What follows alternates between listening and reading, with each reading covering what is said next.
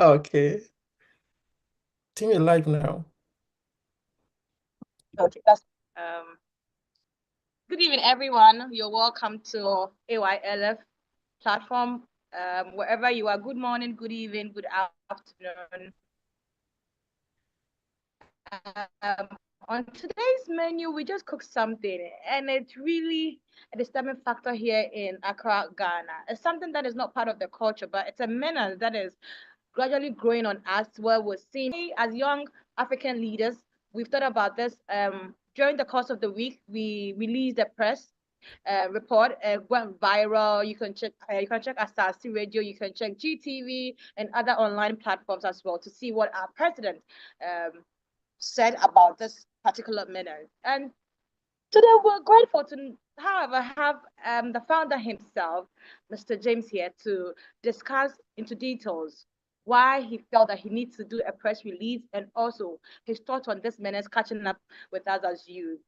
Good evening, sir. Good evening, ma'am. Thanks for having me. Thank you very much for coming as well. So we all know you to be president of AYLF, an organization that is hitting most part of Africa. Please, if you don't know, we are in almost every African country, and it's a group. It's a to connect with young African leaders, not profit, and people who are changing the narratives here in Africa. So wherever you are, every community you are, find an AYLF group there and join. Or you can also join us on all our social media platforms on Facebook, on Instagram, on YouTube, and just follow. We had a podcast group, network group that we also have. You can also join that as well. And our person in charge of these things, Mr. Kofi Benyin, would like to talk to you and be a great help to you. So aside being AYLF president, Mr. James, tell me more about you, the man and the part that moves you. Today he's giving me, ladies and gentlemen, I can't even get enough of him. Tell me more about you. What else do you do aside AYLF? Wow, that's thanks for the compliment anyways, and good afternoon, good morning, good evening, wherever you're joining from. As you've rightly said, my name is James Samporeku. I'm the founder and CEO of the African Young Leaders Foundation. I'm sure most of you watching might have heard or seen about most of the publications we've been making, the activities we have been engaged in. Just to put it shortly, we are a nonprofit and youth-led organization. We're actually into community development and leadership training. We've realized that, as young people, we started off from somewhere. It wasn't that racist for us, right? We started from the tatters to where we are today. And as a result of that, we've seen people who in similar situations, and the best way we can elevate them or help them elevate themselves from where they are to the dreams or where they want to become, and because also learning from us is to set up this, organization to inspire them, to connect them, and then to transform their life, through leadership training, workshops, and whatever. And in so doing, we don't intend just to inspire. Whilst we are inspiring them, we encourage them with some, for them to undertake some vocational skills, some other skills that also empower them economically, and for them not to rely on society for community, for society to always come to their aid for help. So basically, that's what we do. And so far, so good. I think it's a very tough task, but with the help of yourself and every other person on the community or in the team of AYLF, you've been able to move smoothly. And the task ahead of us is very tough, but with God, everything is possible. So I'm happy to be here with you all, and you've all contributed to the greater good, the greater things that we've done for the past years, and there are a lot more to come. Thank you. I see how you try to dodge a question. I get it. I get it. But you see, being me, being Daisy, I'm still going to ask again. We want to know you, a bit about you aside AYL. What do you do? Me, please. He's not here. He's not in Ghana. So if you're looking for him, you can't find him. And he's in overseas. But aside that, what do you do? What should we know you for? Okay, so thank you so much. So apart from that, yeah, I go to my personal life and other activities that I'm being engaged in. I have my background in law, so I'm a legal professional. Actually, I have my first degree in Bachelor of Laws from the University of Professional Studies, UPSA School of Law, and I have my graduate study still in law, diploma in legal practice from the Institute of Legal Practice and Development, Rwanda.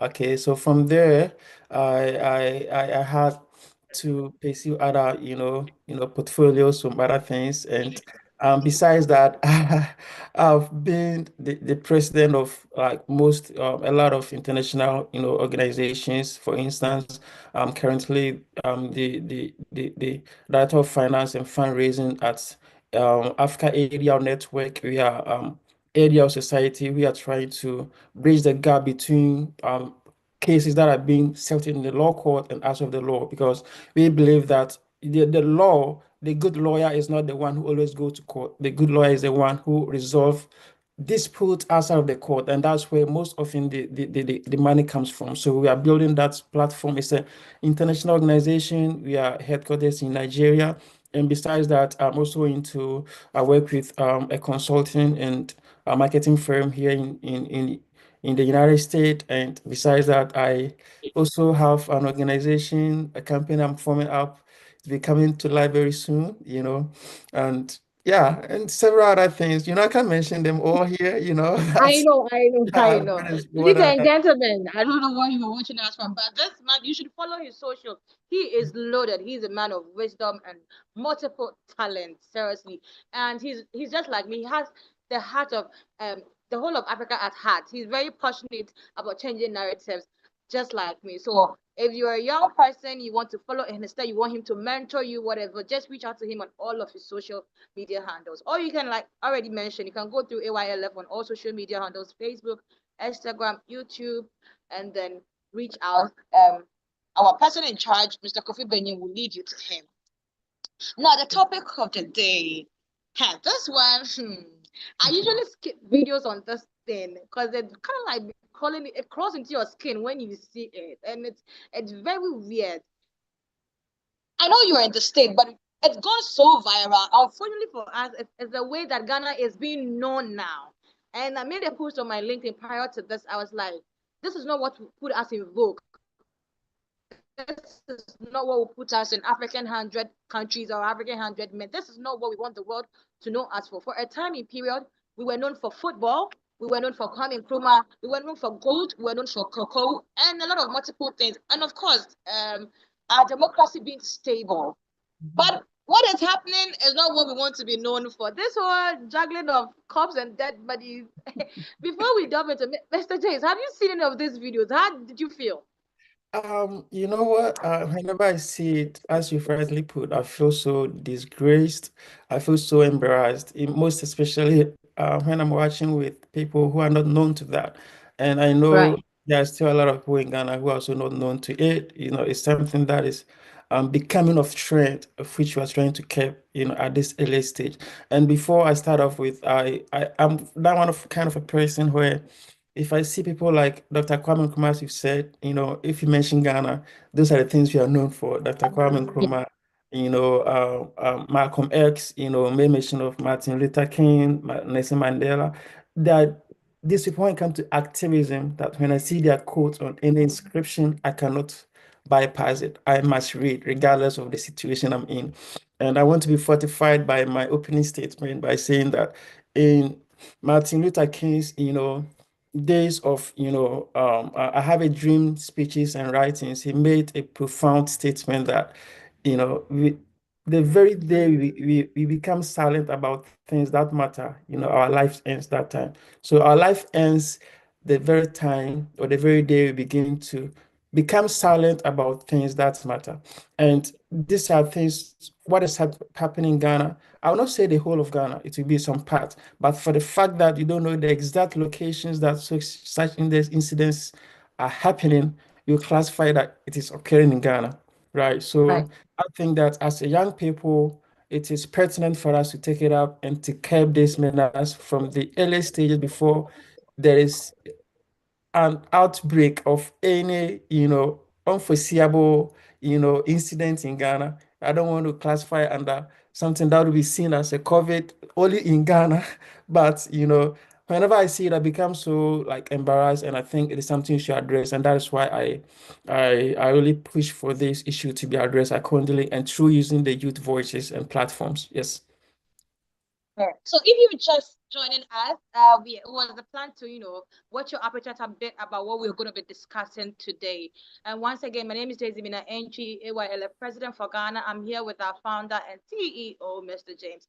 And the topic at hand is we're discussing a new trend that is known or becoming the menace here in Ghana, where corpses or dead bodies at funerals are being manhandled. Sometimes you see relatives or friends of this dead person eating with the dead person in the same plate. Sometimes you see them lying on top of the dead person. Sometimes you see them hugging the dead person on the bed and taking pictures or videos of together with the dead person. There's one that recently happened that the dead person was into illegal mining, and you could see his friends who were in the same profession with him. They set him up in a way that he looks like he was washing gold. And the bandages in which whoever dressed them up had bundled the person's hand with all off, and it was just scary, funny, and sickening to the heart. So that's what we are discussing. This please be known that this is not part of our Ghanaian culture at all. This is not how we are as Ghanaians. Let me clarify that. Ghanaians love funerals. We respect the dead and we respect the term rest in peace. But this menace, we don't know where it came from. We don't know how it started, but it's a trend that is coming from the rural areas of Ghana. Before this podcast, I have gone around to look for people who have been in this position or attend such funerals so we can add them as panelists. And truth be told, I am in the capital. I couldn't find anybody. It tells me that it confirms that this menace just happens in the rural areas. So my founder has promised there's going to be a sequence to this, and we'll try and get people who have been actually there and done that to also come and share why they do that. But for now, um, health-wise, it's not safe. Legally, it's not safe. That is why we have a legal man in the house. Okay, like I said earlier, this week he already released a press. He did a press release with major highlighting the concerns and telling the world Ghana that this is what we are breaching. This code is what we are breaching if we continue to do this. So, Mr. James, now that the whole world, everybody from every continent watching us know what we are talking about exactly. What motivated you to do that press release? Because I saw you quoted some legal terms, and being a lame person, I don't understand. So please go back into that press release and then let me know the term that you quoted, section Q, section R. Please let me know. All right, thank you so much. Wow, I've just learned something right now. Section R, it's always good, it's always good to learn something new. So, as you've rightly said, the implications of persons engaged in those activities are a lot. There are so many consequences, so many repercussions, so many issues that comes up, both negative, like negatively, the positive impact, I don't see any of those. But as you rightly said, the negative aspect is what we are trying to address right now. And during the press release that we made last week, Monday, was it Monday or Tuesday? I think that was Monday, yeah. So on the 28th. So I made mention of two laws, two critical laws that governs, these situations. That is the Criminal Offences Act 1960, Act 29 is the law that governs criminal activities in Ghana. And you also made mention of the Public Health Act 2012, Eco. So Act 851. So when we talk about public health issues, public nuisance and whatever, the dead bodies, noise making and all those kind of things, is the law that regulates such instances. So you can't just wake up one day, walking on the byways and the highways of Accra or Sunya or Brekum and then be shouting, hey, hey, hey, those are the laws. You can do that. You have that liberty, but it's restricted, as far as you live in a very civilized community. So those laws regulate such incidences. And there's a critical part of it that made mention of such instances when it comes to the proper handling of dead bodies, when it comes to the barrier and the conducting of those funeral services, whether it being at funeral homes or a place that is known or accepted to for that purposes, right? So for now, if you talk about Section 50 of the Public Health Act, Act 851, it made it very clear that persons who are being engaged in such unlawful act of the public disposal of dead bodies or the mishandling of dead bodies that poses a serious high risk of public health or causing serious public health to the community, they are committing an offense. And those persons, they can be jailed up to 3 months in prison or they can be Oh, fined. wow. Right, yeah. So it's actually a criminal offense and classified under the Public Health Act. So if you are caught under such circumstances or situations, you could either be fined for it made mention of not up to 50 penalty units. And the penalty unit, I think one is calculated as one penalty unit is equal to 12 cities or so. And that is the amount 50 penalty units, so 12 times 50. And you can be imprisoned for not more than, is it 3 months? Or the both, you can be fined and still go to prison. So that is how the law operates. Yeah. So it doesn't operate like in isolation. It can be either fine, imprisonment, or both. Right. And this also has it backing in the Criminal Offences Act at 29, who also made like it's just a replica as it was stated in the Public, Health Act. So I made the reiteration for people who are engaged in such activities know that you know what you have the right and whatsoever to endanger yourself because in the first circumstance you do not know what actually killed the person you are playing with. Okay, it could be as a result of COVID-19, it could be as a result of Ebola, it could be as a result of any communicable diseases that can easily spread. And also, we are talking about a dead body, the situations that they go through before they come to that final, stage, the chemicals that the medical doctors and that they took them through before the mortuary and whatsoever is so strong that, it's not good for like normal human, contact or breath. So if at the end of the day you come into close contact with those persons, holding them, right from there you see them handshaking, innocent sympathizers and all that, and that's how you can easily spread diseases that killed that dead person. All right. So as a result of that, that is the legal aspect of it. But there are some other several circumstances of which, if you may allow me, I can also highlight as far as this conversation is Sure. concerned. But if not, yeah, I think I've dealt with the legal aspect of it. So legally, it is not allowed for people to engage. Right. I think that one thing we need to blame, or the people who have to be blamed, most especially has to do with the families of those diseased persons, because we cannot do away with them. If you do not allow people to come and do those things, nobody, no stranger can just wake up and then come and hold a dead body, watch like demonstrating that, yeah, they were like Oh, yeah, let engaged. me come in there a bit. Let me come in there a bit, Mr. Prince. Mhm, mhm, But mhm, in certain situations, mhm. um, I think it boils down to the type of friends this person has. Because I have been to a funeral here in the capital of a young boy who died, and I think he'll be in his early 20s. And his fellow friends came and said that the pastor was delaying for to take him to the cemetery. He was delaying, but it wasn't that the pastor was well, actually because the hearse driver had gone to do another gig. So Okay. after the hearse driver dropped the body, he went to carry another body. So they were waiting for the hearse driver to come and take the body to the cemetery. These boys brought a trotro and moved the coffin to the trotro and asked the pastor to follow with his car. And then the pastor was like, what sort of. Then the family was like, oh, and enough of it, it's his friends. So Mhm, it is sometimes, I feel like it is the type of friends you keep whilst you're alive. Because there's no way that you, for God forbid, I mean, let's use me. Say me, Daisy, I will die, God forbid. And mhm, then my friends are too intellectuals, they're too mature to come and mishandle my corpse like that. And of mhm, course, every family wants a solemn and peaceful, funeral ceremony.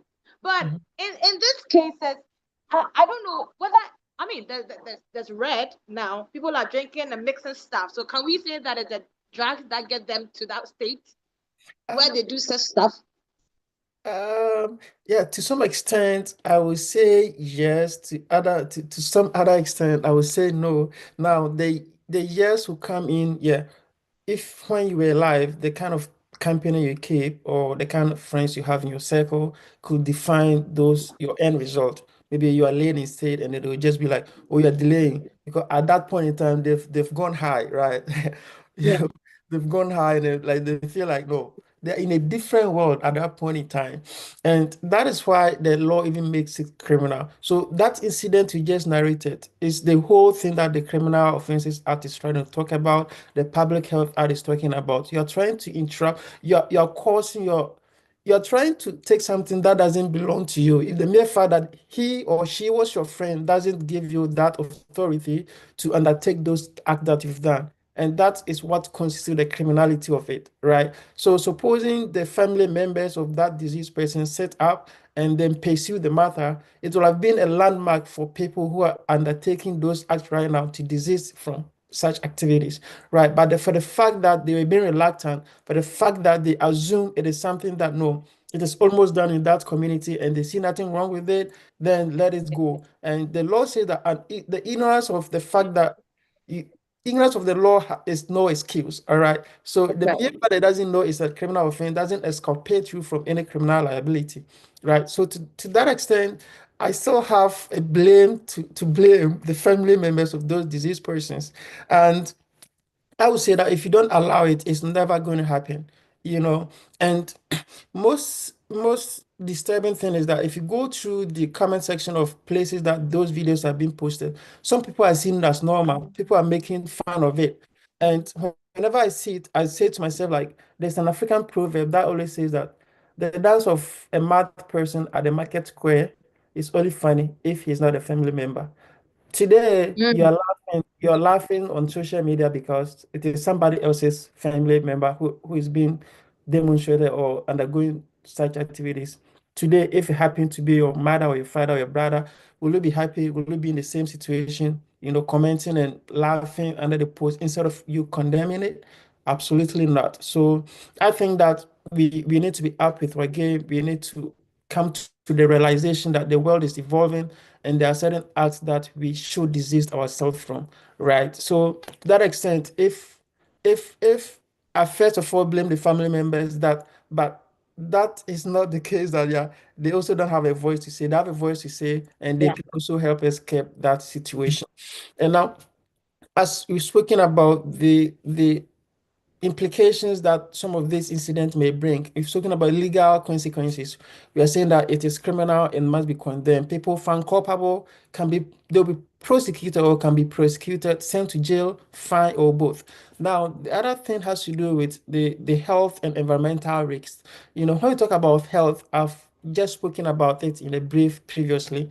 The health issues has to do with the infectious disease that killed that person. We may all not be privy to the autopsy report because we are not family members of that person or the diseased person. We may be friends, but that doesn't allow us to know what actually caused the death of that person. So if you are coming into close contact, making some kind of displays, holding the corpse, and the most recent one I also saw was that the dead person, I don't know whether he was a smoker or a DJ, so they lighted a cigarette into the corpse's mouth, and then the other person lighted also, put a cigarette in it his draws a bit. So the cops mouth. drops and then Yeah, I was lighting his from the corpses. I was like, oh my God, what's where is the word?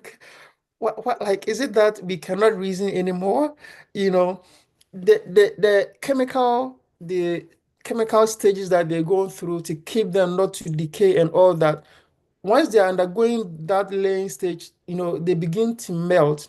The block is melting, and it is easily that whatever disease that killed them can easily be spread, through those physical contact, close contact, they're coming into contact with those corpses. And it's so funny that people who are engaged in such activities are that the youth. You know, see an elderly person who is going to do that.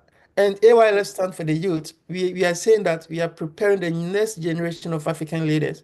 And that is why it's so very pertinent that we take up this matter and pursue to the latter, So it's become so sickening. It becomes so, I don't know the best word to use, that if you see most of the situations, people that ought to know more and to know that what I'm engaged in can easily spread diseases. I can die in the next 5 years or 3 years because I do not know what caused this person there. They are not reasoning enough to realize those things. And the other thing has to do with contamination of water bodies. You know, once that person was engaged in illegal mining and the person is there, they are pouring water on him and the water is draining, is draining from his body or whatsoever. And we don't know where it is leading to. And people at that point in time they also stepping on the water and all that. So it's easily contaminate the water bodies. We don't know how close they were to any stream or whatsoever, but it amounts to contamination of water bodies, and the other how one has to do with the hazardous spread of chemicals. As I've already said, once you are there. Mr. James, you're running with us. I see how energized and gingered you are. I mean, ladies and gentlemen, if I don't stop this man, he's gonna blow it all out. I like it. I'm enjoying it. You're still watching the dialogue series here at AYLF. Don't forget to leave your comments or your questions in the comment section on YouTube if you're the CEO research entrepreneur. And I need to apologize. I should have said this earlier, but one of our panelists, Miss Hannah Arthur, for some unseen reasons or unforeseen circumstances, couldn't be here with us today. But of course, like our founder has promised, there's going to be a sequence to this because we also want to bring the people who are in this art onto the platform and hear from their side also. So I'm sure the next series or the next dialogue, she's going to be here with us. He said something. He said, the dance of a madman is only funny when he's not a relative. That's a good one. That's a good one. Can we have this Ghanaian culture that we wait till last minute. So we have something we say, agency, till it's out of control, till it's out of hand, till we can't phantom, and we now need to spend millions of cities to curb it. You are in the States, I mean, Ghanaian born and bred. You are a law person, and you quoted some legal terms and legal quotations, and the only thing like my Q and R that I know here. But you being a legal practitioner, you quoted some terms, and that goes against this act. We have lawyers here in Ghana who are very loud on social media when it comes to political talk. We have the police who's always now, thanks be to God, the Ghana police is really abreast with technology because they're always updating their social media, telling us who they've arrested and whom they've not, corporate and all of that. Can we see that they've not?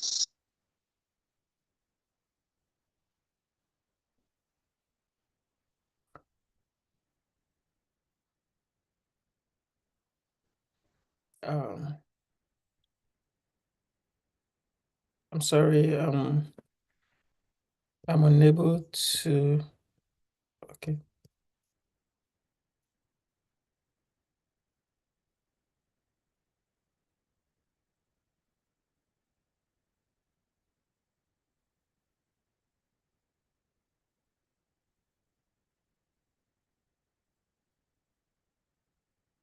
Hello, Daisy. I'm unable to hear you, actually. I don't know if you can um adjust yourself and come back. Okay, so unfortunately we've lost Miss Daisy, our host. Sorry, and I hope that she's going to be back very soon. But I think if I get a question she was trying to ask, has to do with the fact that we have persons, lawyers, we have the police service who are very active on social media as a result of how technology is evolving. They might have seen some of these videos. Why are they not taking action, calling those, engage in those acts to book? So, responding to that, I would say that, yeah, maybe just for the benefit of the doubt, just to give those who are in charge or who are supposed to take action in such situations, I would say that probably they might have not seen the videos enough or it has not gotten to their attention because of the workload on them. Because day in and day out, they are dealing with crimes, more like heavy crimes. For example, dealing with narcotics, dealing with kidnapping issues and all that. So they may have priorities as to how they attend to certain issues. So I would say they've not gotten, or such incidents have not gotten to their attention enough. So that is why they are not pursuing it. If it does, or if it had gotten to their attention to the fullest, maybe they have more pertinent issue of which the state is at high risk, or persons, this nationals are at high risk, so they want to pursue that first before pursuing such, minor manners or incidents. Because, as I rightly said, the offense, or the criminal offense of some of these incidents is not even up to, a year imprisonment. Me, as compared to a situation or a crime that a police may be dealing with that require somebody to go into prison for 5 years, 10 years, and what have you, right? And to the extent that, you know, vocal lawyers or advocate uh, on the social media have not taken any action towards it. That's a very interesting question, but I would say that still it goes down to priorities. Maybe they have priorities as to what they take up and what not, and they might have not considered this to be something relevant to them, even though it's the act is accompanied with so many implications. That may cause the state, communities that have been happening, regions, and what have you. So, to that extent, I would say that, yeah, it's a matter of preference. And I would say that if they've seen it and they've prioritized other ones um, over this one, what is it that they are prioritizing over this one? Maybe that one is more essential as compared to this one. So that is how I can respond to this question, unless uh, misconstruing your question. Okay, thank you so much. So I don't know, okay, I don't know if there's any other ways and means that you can clarify the question if I didn't get it rightly. Okay, thank you so much. Yeah, so Mr. Kofi or Miss Mary.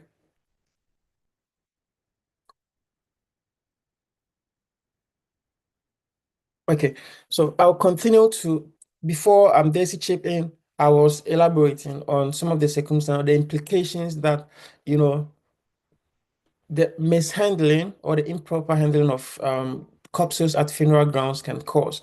And I've only addressed two of these. That's the health issues, health and environmental issues or risks it poses, and the legal aspect, okay?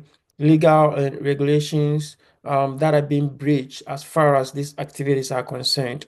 So I will just go ahead to address a few implications that this act of, mishandling of corpses in some part of Ghana. I will not say Ghana as a whole, because we are just seeing videos and we don't know the particular regions or villages or communities that these activities are being conducted. However, any person on the global world, once you see it and the Ghana flag is there, you see that it's coming from Ghana. So once it is Ghana, part of Ghana, the shame goes to Ghana as a whole. So it is better we address it and not, limit it to a particular region or community. The other aspect, and that is also very dangerous, that it poses to community or the Ghanaian community as a whole, is that it raises so many risks of cultural and religious, consequences. If I say cultural and religious consequences, what do I mean? In Ghana, as the host, Miss Daisy, has rightly said, we give so much respect to the dead, because we believe that that is the last point in time we can accord you that due respect, even though you are not going to see it. But, we believe that this is the time we are drawing a departure, between the living and the dead. So we do not have to undertake any act whatsoever that breaches our, ancestral, beliefs, because you have that ancestral beliefs that once somebody is dead, accord that person the respect that he or she needs at that point in time. Let him or her go in peace and let the living also continue to live our lives. So if there are instances emerging to suggest or to suggest that no, there are activities that breaches this, ancestral beliefs, it's something that is so troubling. And our ancestors, for the fact that we believe in ancestral spirit is not something that will take it lightly on those persons engage in such activities at all. The other thing has to do with the disruption of funeral, rites, as they also said in some of her preliminary, remarks that, there was a situation, the guy's friends, the deceased's friend has to interrupt with the funeral rites. Those are some of the incidents we're talking about. Because once they've targeted to undertake such activities, if the marriage ceremony, sorry, the funeral ceremony is being done in a lawful way, they will try to disrupt it because it is not going the way they have anticipated, they've planned to execute. And what they've planned to execute is actually what goes beyond or what contradicts with, cultural norms, right? So that is other aspect of it. And then community stigma. Can you imagine a situation where your father is there, your mother is there, for, like it's not gonna happen. I'm not saying it should happen, but a situation where such an event occur, your mother, somebody's laying instead, and then all of a sudden, people will just come, carry him or her, trying to demonstrate that when she or he was alive, this is what he used to do. So we're going to demonstrate that. It's that kind of a stigma. After the funeral, everybody in the community will just be pointing hands at you. Oh, this is the person that when they were performing the funeral rite, blah blah. People came and then they carried the corpse. Unfortunately, the corpses fell from the cup and on the ground. They have to, and those things are happening. And religious authorities, chiefs in those communities, we are not seeing their voices enough. We are not hearing their voices enough. We are not seeing actions that they are taking to curb such situations. And there's a saying that, you know, one bad nut, can spoil a lot of, good nuts if you are chewing them in your mouth. It is happening at a very small places in Ghana right now. But the more we keep quiet, the more we refuse to address it, the more other regions or communities are learning from. They think it's right. So it is good we kept it once and for all. The other implications that it brings is psychological and emotional stress. You know, there are so many grown-up people in communities who are still scared of the dead bodies. So if there's this public display, I've been invited to a funeral, and all of a sudden, what I could see is that people are just playing with the corpse, carrying the corpse, and doing some kind of displays that goes contrary to the normal norm or custom.